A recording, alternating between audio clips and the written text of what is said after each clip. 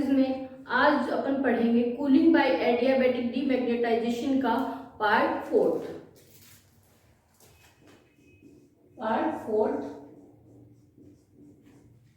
ये है cooling bye adiabatic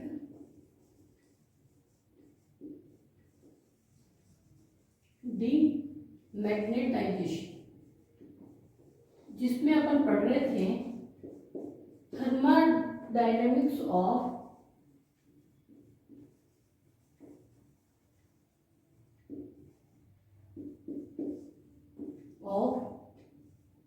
adiabatic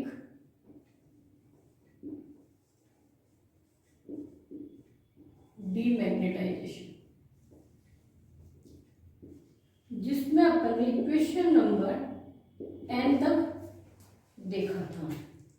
ठीक है, इसमें अपनी 9th जो इक्वेशन थी वो थी dq बराबर TdS।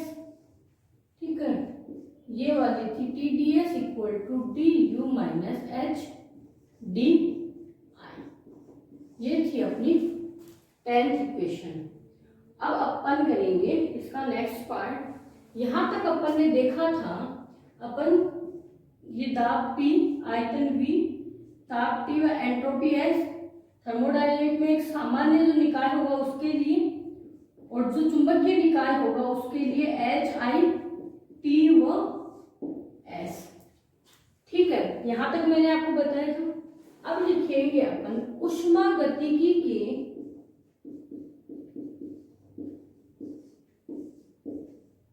मैक्सवेल संबंध से। अब देखो, ये मैक्सवेल संबंध अपना को कौन सा लगाना है, नेक्स्ट प्रीवियस क्लास में मैंने बताया था, थर्ड वाला। ठीक है, तो वही जो आपका TPSV, SV, TP, TPSV, SV, sorry SP, TV और TVSP, ये वाला अपन यहाँ पर यूज करेंगे। तो अपन लिखेंगे del T upon del P S equal to del V upon del S T। इसे लिखा अपन ने इक्वेशन 11। अब लिखेंगे ये जो प्रतिस्थापित वैल्यू है, तो अपन लिखेंगे इक्वेशन 11 में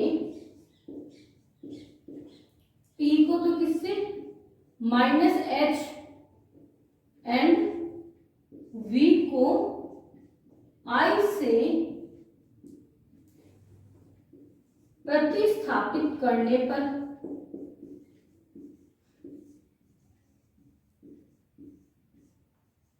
जब अपन प्रतिस्थापित करेंगे तो del T upon del H, P को माइनस H से S, ये माइनस अपन इधर ले आए हैं।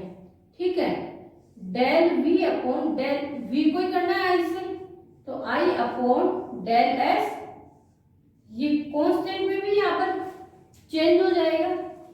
यहाँ लिखेंगे इसको इक्वेशन 12।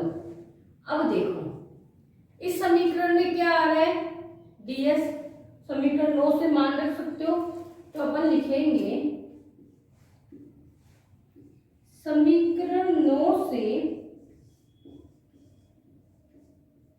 ds का मान, देखो यहाँ पर ds का मान क्या आएगा, ds बराबर dq अपॉन t। ठीक है, का मान समीकरण 12 में रखने पर, जब इसको 12 में रखते हैं तो del T upon del H S बराबर माइनस del I अपॉन, ये क्या है ds है, तो del S बराबर del Q upon del T। T ऊपर आ सकता है तो T आएगा बाहर, ये आएगा del I upon del Q H। ठीक है, अब यहां से देखो इसको अपन चेंज करते हैं तो सॉल्व कर सकते हैं आगे। इसको अपन सोल्व करेंगे। इधर तो ऐसा का ऐसा लिखा अपन ने, del T upon del H S equal to minus T, ये भी सेम लिखा है एज अब। इसको चेंज करते हैं। इसको कैसे चेंज किया, del I upon del T H या del T upon del Q H, delta T से ऊपर नीचे मल्टीप्लाई किया। तो यहां से देखो ये वाली टर्म जो गुणा में है इसको अपन भाग में लिख सकते हैं। तो इसको क्या लिख सकते हैं अपन, del T upon del H S equal to minus T del I upon del T H upon del Q upon del T H. ये देखो बराबर में आना चाहिए, बराबर ये टी माइनस और del T upon del H S, ये वैल्यू आई इसकी। इसे लिखा equation 13, del I upon del T H बराबर del Q upon del T H, equation 3। अपने को पता है नियत एच पर एकांक द्रव्यमान के लिए, ये क्या नियत है यहाँ पर एच, एकांक द्रव्यमान नियत एच क्या है, जो मैग्नेटिक फील्ड है उसको अपन ने नियत लिया है के लिए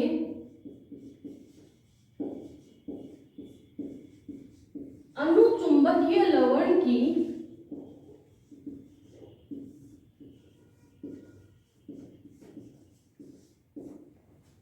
विशिष्ट ऊष्मा।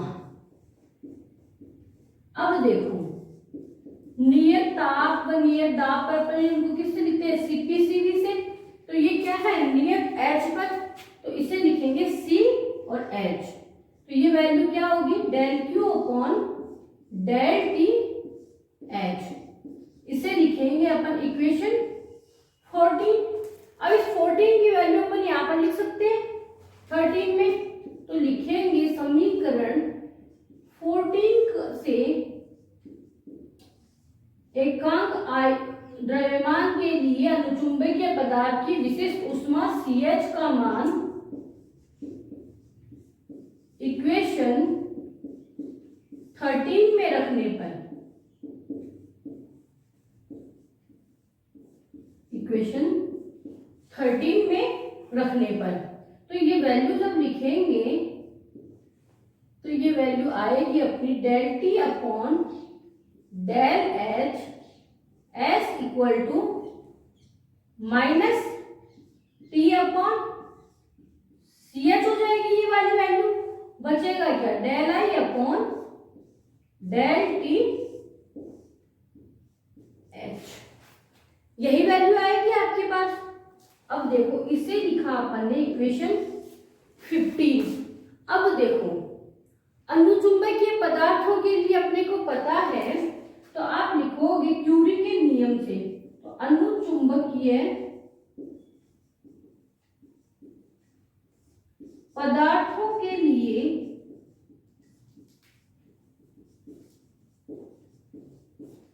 क्यूरी नियम से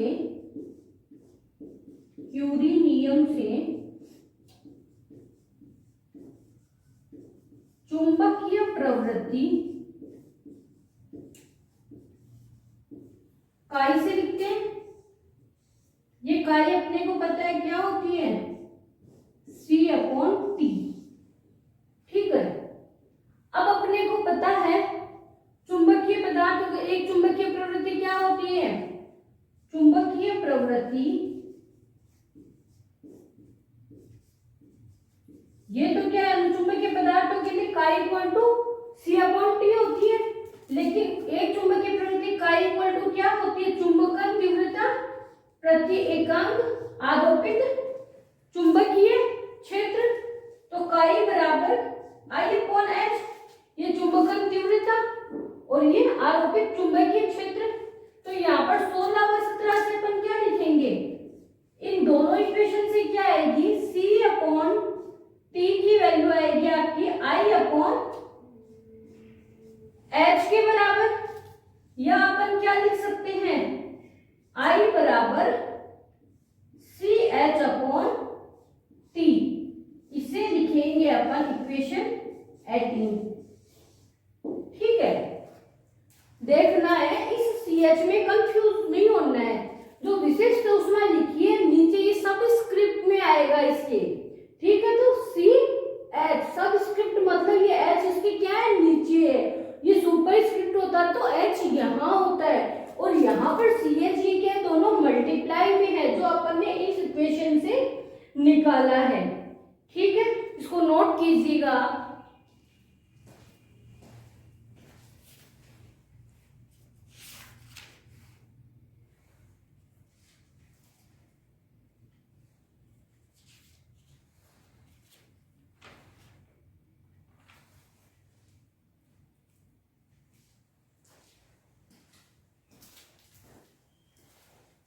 अब देखो ये जो अपन ने किया है इक्वेशन 17 एंड 18, अब 18 को क्या लिख सकते हैं अपन, चुंबकन क्षेत्र जो H है उसको एकांक रख नियत रख कर ताप के सापेक्ष इसको अवकलित करेंगे।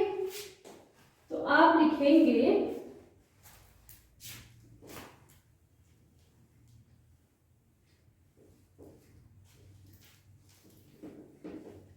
समीकरण 18 में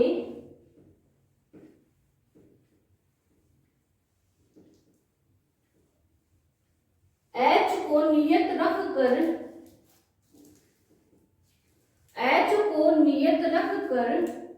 I को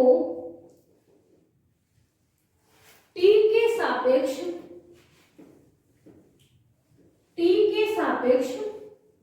अवकलित करने पर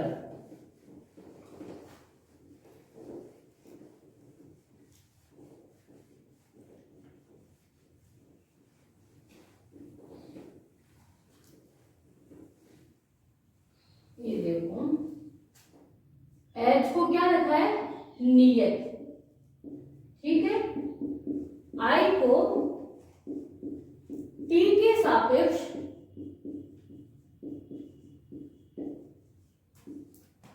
अवकलित करने पर,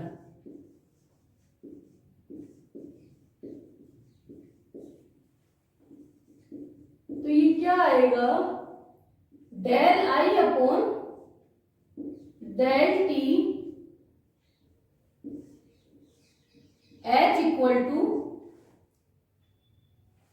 minus CH upon T square, इसको लिखेंगे इक्वेशन 19। अब देखो del I upon del T H का मान कहाँ लिख सकते हैं, समीकरण 15 में, ध्यान रखना इसको। तो क्या लिखेंगे, समीकरण 19 का मान,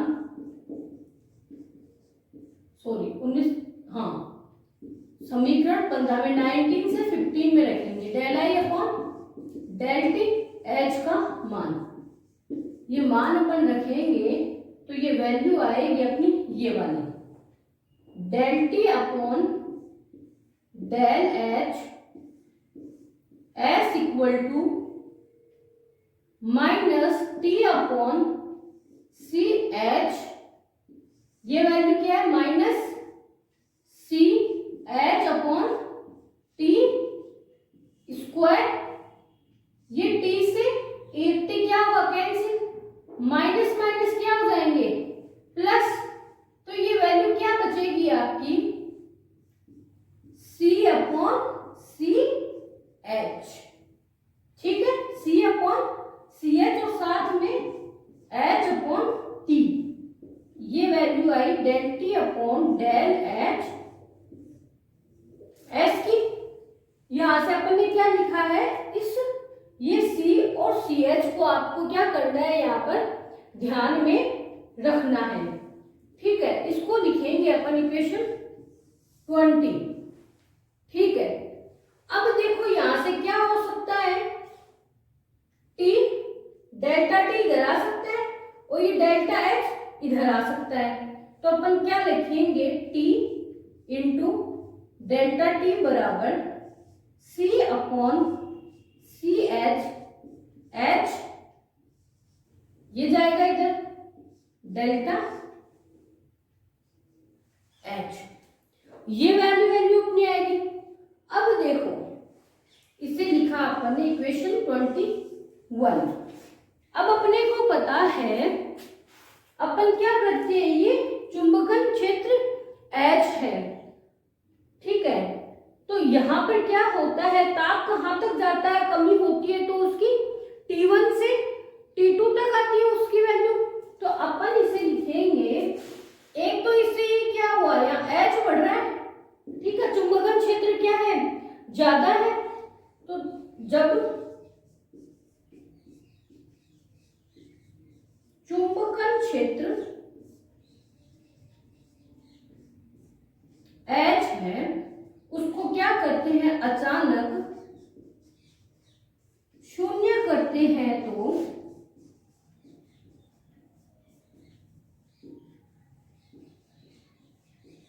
ताप, तो अनुचुंबकीय पदार्थ का ताप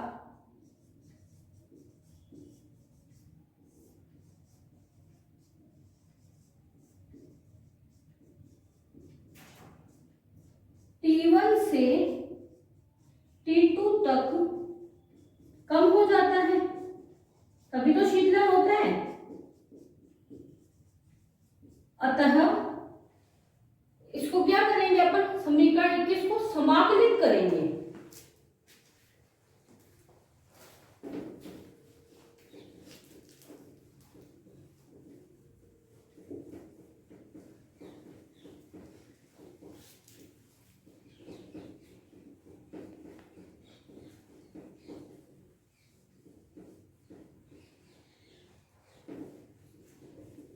लिखिएगा इसमें, अतः इक्वेशन 21 को समाकलित करने पर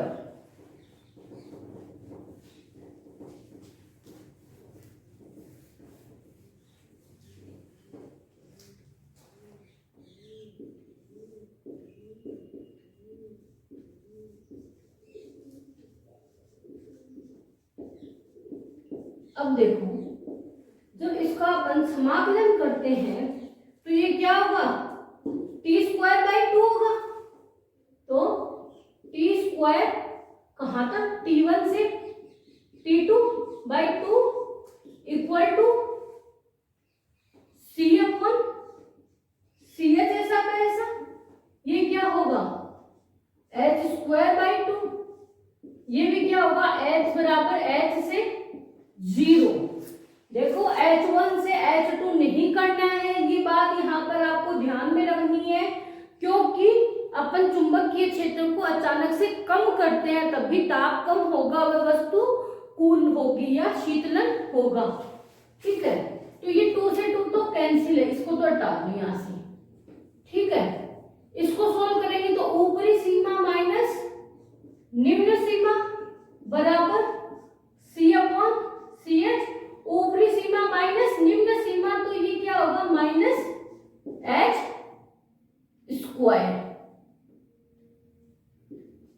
ये वैल्यू आएगी अपने पास। ठीक है, तो यहां से T2² की वैल्यू लेंगे तो ये T1² इधर, T1² माइनस C/CH H²। जब अपन इस T1² को कॉमन लेंगे तो ये वैल्यू आएगी 1 माइनस C/CH H²/T1 का स्क्वायर। यहां से अब ये आई इक्वेशन ऐसी, तो यहां पर क्या लेंगे, वर्गमूल लेंगे इसका। तो वर्गमूल लेने पर क्या होगा, T2 बराबर T1 1 minus C upon CH H square upon T1 का स्क्वायर का होल हाफ, क्योंकि अपन ने क्या लिया है, वर्गमूल लिया है। इसे लिखेंगे अपन इक्वेशन 22। तो देखो यहां से क्या स्पष्ट होता है कि अगर क्या लेंगे, H का मान अधिक होगा अथवा जो प्रारंभिक ताप है अनुचुंबकीय लवण का वो कम होगा, तो पदार्थ को क्या है, रुद्धोष्म विचुंबकन द्वारा अधिक से अधिक शीतलित किया जा सकता है। तो आप लिखोगे यहां पर, यहां लिखती हूं मैं, इक्वेशन 22 से स्पष्ट है कि, इक्वेशन 22 से स्पष्ट है कि यदि आरोपित चुंबकन क्षेत्र, चुंबकित क्षेत्र H का मान अधिक हो अथवा अनुचुंबकीय लवण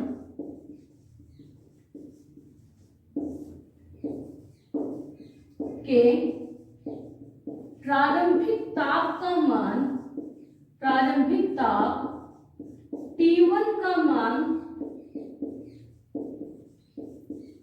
कम हो तो उतना ही अधिक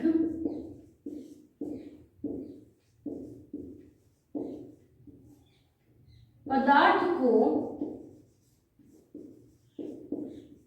रुद्धोष्म विचुंबकन विधि द्वारा, रुद्धोष्म विचुंबकन विधि द्वारा शीतलित किया जा सकता है।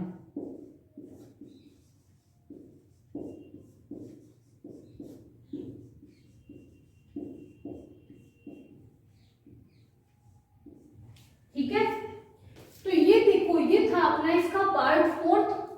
फर्स्ट में अपन ने इसकी बेसिक जो फर्स्ट जो पार्ट था उसमें अपन ने बस एक ही चीज पढ़ी थी, स्पेशली मैग्नेटो कैलोरिको इफेक्ट।